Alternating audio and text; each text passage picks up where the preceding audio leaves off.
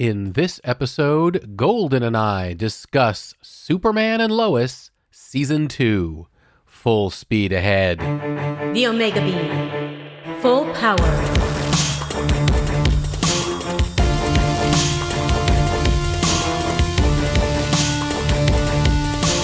The Omega Beam. Welcome to the Omega Beam number 184.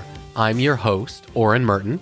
The second season of Superman and Lois, one of the few remaining sort of Arrowverse adjacent shows on the CW, is now streaming in its entirety on the CW app, and that means it's time for us to talk about it. So we start spoiler-free and get into spoilers, and let's start. I am here with Golden to talk about Superman and Lois Season 2. So we really enjoyed Season 1, a lot more than we thought we would. I think it's probably one of the shows on TV that I look forward to the most. Yeah, I would absolutely agree with that. And Season 2, what'd you think? It is probably one of the shows that I look forward more to the most. More of the same, absolutely. Yeah, I mean, it's got its drama. It's even for a superhero show. Right. It just feels a lot more grounded in reality and in issues that affect family, friends, small towns, and relationships. Absolutely. So keeping it spoiler-free up front, I think one of the things, and I've talked about the Berlanti formula and things a lot and how much I love it, but I think that one of the things superhero shows do in general, and this goes for the Berlanti shows, is that very often there is a villain that starts off the season who ends up not being the big bad, but ends up being kind of the less bigger bad.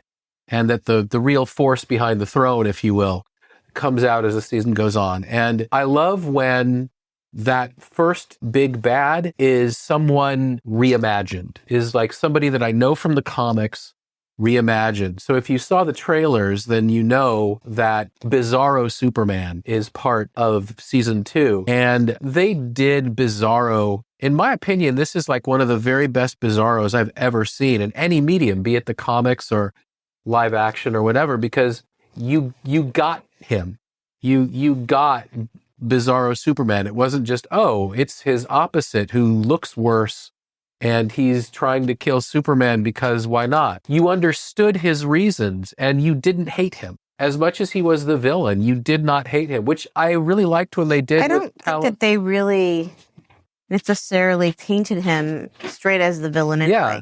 Yeah, I agree. And I think it worked to make the show deeper and to bring in a Superman character that is very well known over the decades that Superman has been around and gave him a whole new life. Yeah, there is a lot of dealing with relationships, both personal, friends, family, in this season. And I think that just makes it even more meaningful to the viewers. I would agree. And again, this is spoiler free, so we're not going to go into details for a second or two until we go spoilers. But I like how there's no just sort of blow off 1 second solutions. That when there are real problems and real trauma, they reverberate just like they would in real life. It's a wonderful, they do a fantastic job in this show of balancing the, wild out there fantasy with really grounded human relationships. And I think it speaks to this show's skill, both writing and acting, that they're able to do that. And of course, like all the Berlanti shows, the effects are wonderful. The music is great. I mean, they all look very polished. And this just adds a really wonderful story to it that has been really fun to see. So I think we're ready to go spoilers. Yeah. Spoilers in 3, 2, 1. Okay, here we go. So I thought that when they introduced Bizarro at first, I really liked how he was trying to save his world. He wasn't just, in the original comics, when they first introduced Bizarro, it was literally just caveman, Superman, hate him because he better. And I really liked how he was kind of trying to be the savior of his world. And he wasn't a villain. I mean, he was doing villainous things on our Earth, but ultimately it was because he thought that's what he had to do to be a hero, not because he liked doing bad things.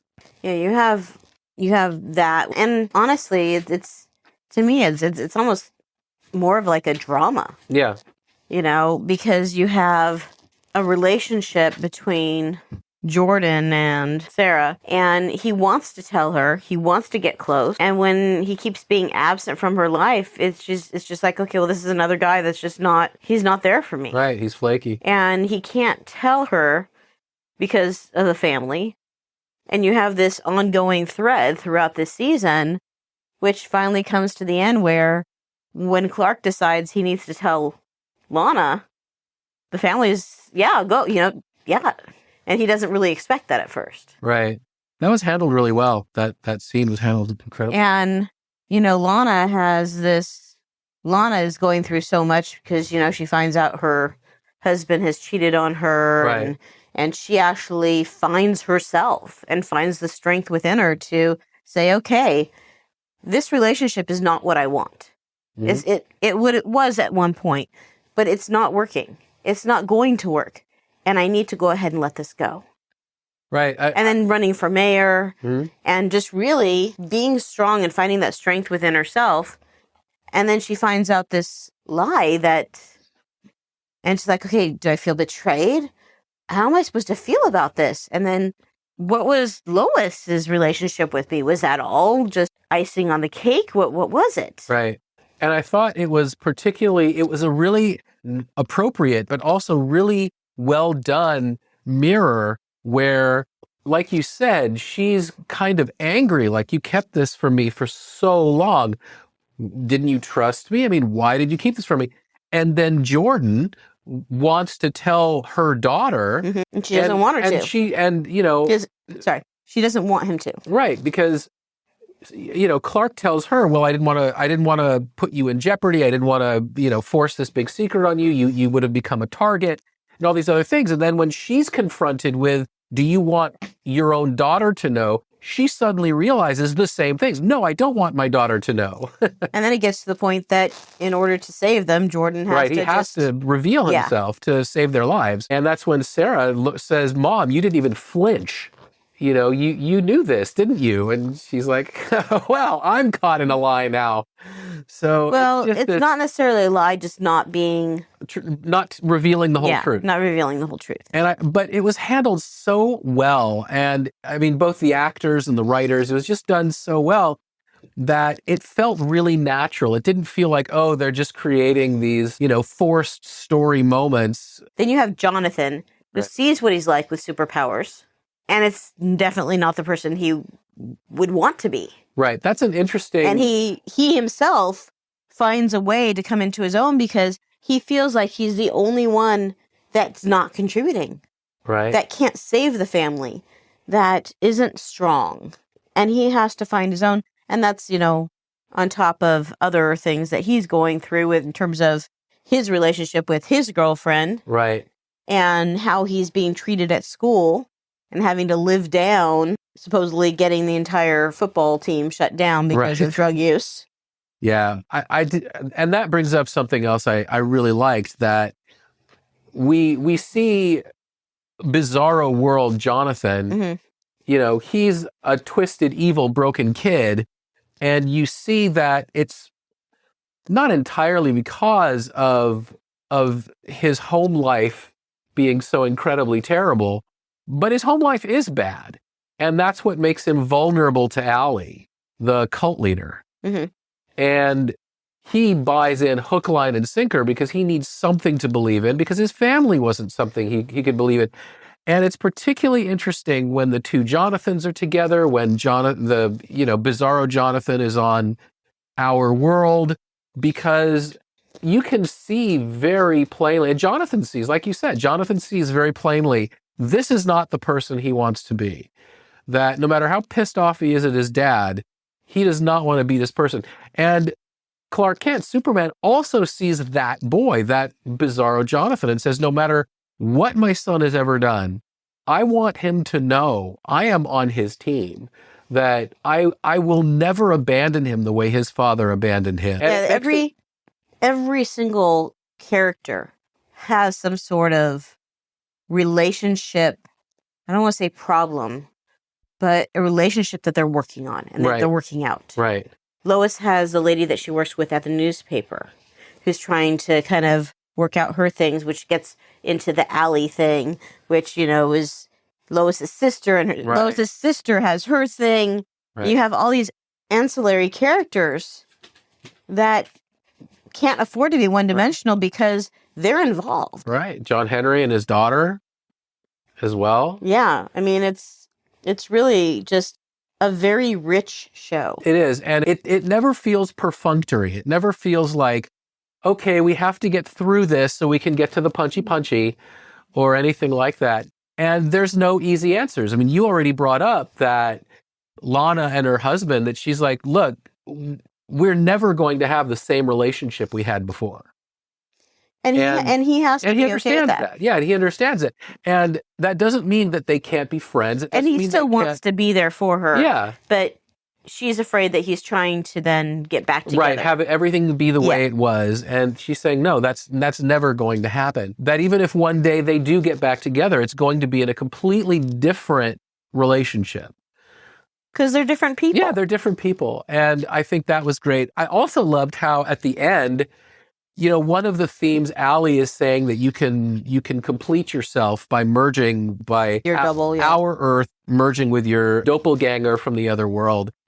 And so she does merge with herself. And then at the very end, Lois Lane flat out asks her, did you feel complete? And then she's like, well, for a minute. And I love how this whole time as a cult leader, she's trying to give everybody wants the easy answer. Are you having problems in your life? Are there relationships that aren't working? Is your job falling apart? Whatever it is, just merge with your other self. Here, I'll give you this drug so you can see the other world. And that's all you need. Follow me and we'll do this magic thing and you'll be complete. And then at the end, she admits, no, I did those steps. And no, it didn't actually work. That you do have to do the work. That there is no easy out.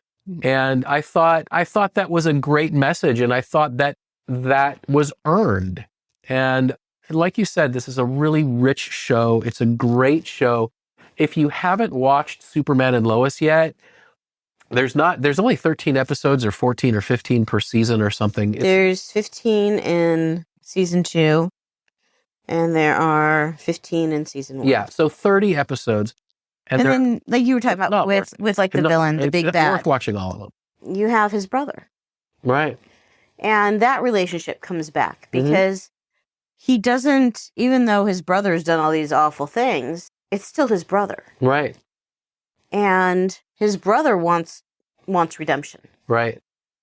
You kind of wonder, okay, does he really want redemption? Or is he just playing an angle? And so it's interesting to watch that one play out as well. Yeah, and her father tries to retire. And right. The only thing that I didn't like, and I think I said this towards the very beginning, was the idiot military officer guy. Right. Because I just thought it was stupid. Yeah, of all the things. We agree on that for convenience, one of the great things about the Superman character, and this has been true since Action Comics #1 in the 1930s, he's always been very ambivalent about working with authority, that his goal is to save people's lives. There's a wonderful article on comicbook.com actually that went into this. And it brings up, I don't remember who did the quote long, long ago, but it was that, Batman is a cop and Superman is a firefighter. And it's true in that Superman has never been concerned so much about the law as much as he is saving lives. That to him, life is precious. And so anyone whose job it is, like a military, to take lives, even if they're doing the right thing, he's still very ambivalent about it. Is that Lieutenant Anderson? Yes, Lieutenant Anderson, thank you. So they needed to come up with some character who would just be cardboard cutout caricature, not using his head, prejudiced. And so they came up with him. And he's just like looking for a way to not trust Superman, looking for a way to take Superman down. Yeah. Instead of realizing that even though Superman's not completely honest about who he is, or right, sharing everything, right, that if he's not going to share everything, well, then he doesn't deserve it. I mean, come on. And what makes that even sillier is that, okay, General Lane, Lois's father, of course, knew who he was, but he didn't tell anyone he knew who he was. And General Lane's boss in the Department of Defense, that woman who we've seen a few times, she didn't know who he was either, but she was totally cool with Superman. So if this guy isn't totally cool with Superman, but his predecessor was and his supervisor is, you'd think he would just be told, look, can it? He's been this way for 20 years and it's been fine. So we can live with the fact that we don't know his secret identity or whatever. But, they wanted to create this guy for the tension, et cetera, of the story. And I understand why they did it. I'm glad. I'm glad that they only did that with one character. Because in a lot of other shows, and not just superhero shows, but in a lot of just shows in general, sometimes they'll have multiple characters that are, he was only in X number of episodes. So he does not last the entire series. He's only there in the beginning. And I'm glad that it was just one ancillary character that they kind of turned into this cardboard cutout. None of the regulars are, none of the major characters of the entire arc are, and that they only did that with one for convenience. Yeah, that's the only thing. I agree. It took me how long to remember that's one thing I didn't like? Yeah, exactly. Because there's just so many other things. Yeah, and like I said, wonderful.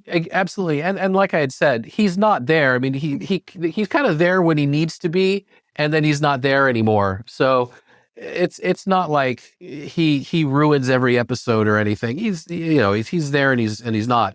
But yeah, that's one of those things where it's like, really, could you have given him just a little bit more common sense? But I guess not. But yeah, if you haven't been watching these shows, absolutely watch them. They're completely worth it. If you have been watching them, I hope you like it as much as we have. I'll say one last thing, and that's after the finale, the showrunners were teasing that the finale would make it clear if this show is part of the Arrowverse or not, because Tyler Hoechlin is Superman, and I forgot the actress's name, who's Lois Lane.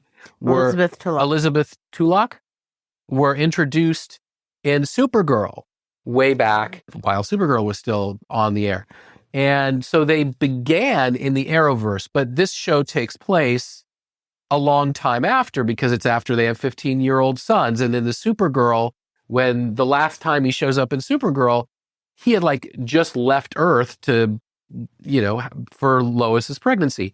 So there was the question, well, is this the Arrowverse or is this not? Because there's one character, Diggle, who goes back and forth and everything.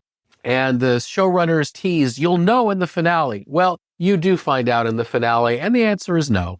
This is not part of the Arrowverse. This is its own show. And I think that's fantastic. As the fantastic comic writer and screenwriter Marv Wolfman said, continuity is your friend until it's not, and never let continuity get in the way of a good story. And the showrunner said flat out, it would have been too weird and too complicated, because they would have had to have pictures of a 15-year older Flash on somebody's desk, and they would have had to keep making references to characters and what they'd been doing for the last 15 years. And it would have simply gotten in the way of the stories they were trying to tell. And so I think they made the right choice. But of course, as you might imagine, there's a certain section of fandom that loves the Arrowverse that was very disappointed and made themselves known on the internet. If you are one of those people, I can't imagine the show would have been as much fun as it is to do crossovers and everything. I can't imagine the show would have been any better if you would have had a picture of Barry Allen sitting in somebody's house. No, I think it would have taken away from the substance. Absolutely. So the right choices were made. They do have one character? Diggle. Yeah, I was going to say, they do have Diggle appear. Right, and he made clear, the showrunner made clear, it's an alternate universe Diggle, that it's not the same guy. because they just liked having a character in a secret organization in league with Superman, and it made sense to use the same actor they've known forever and who directs some of the episodes and things. So it was a great choice to bring Diggle in because he's a great character. But we've already established doppelgangers and things like that. So it's all good. And I think some people would be like, well, but wait a minute. If during like the Arrowverse, everything merged and there's only one, how can there still be more? Right. Because it's a different story, because it's different people telling a different story. Because what is it? The continuity or all of that is great until it's not. Right. That's exactly what Marv Wolfman said. Continuity is your friend until it's not. And that's exactly true. I mean, continuity is so much fun when it works. And when it doesn't work, don't even worry about it. Tell the best story you possibly can.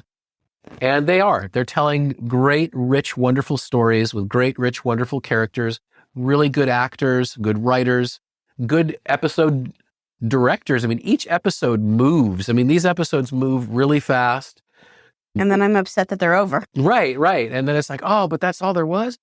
Yeah. So to end as we began, when I first heard they were making another Superman series, I was like, oh, okay. Yeah. And I think I remember I wasn't too crazy about watching it at first. And then it was just so good. It just really, it wasn't what I expected. Yeah. And I think because it wasn't what I was expecting is part of what made it awesome. Absolutely. And it has to be said, I know I said it in the last one when we talked about this, but Tyler Hoechlin is the comic Superman in the best way. He is the happy warrior who does what he does because he loves people. He is not conflicted about whether he wants to do good or not. He is the Superman that we would want Superman to be. And I say this absolutely loving Henry Cavill. I think Man of Steel was a fantastic movie. I think he was saddled with some really uninteresting stories, and that's too bad because I think he's really good for the part. But Tyler Hoechlin has both the personality and the writers giving him great stories. So yeah, Superman and Lois. It's a great show. Well, thank you, Golden. You're welcome. And that's it for this episode. You can find the show notes at theomegabeam.com/184. If you like this episode, please leave a review wherever you listen to podcasts. Your reviews help people who like this stuff find our podcast. If you have any comments or suggestions, please drop us a line at info@theomegabeam.com. Be good to yourselves and each other, and we'll catch you next time. The Omega Beam. The Omega Beam. Full stop.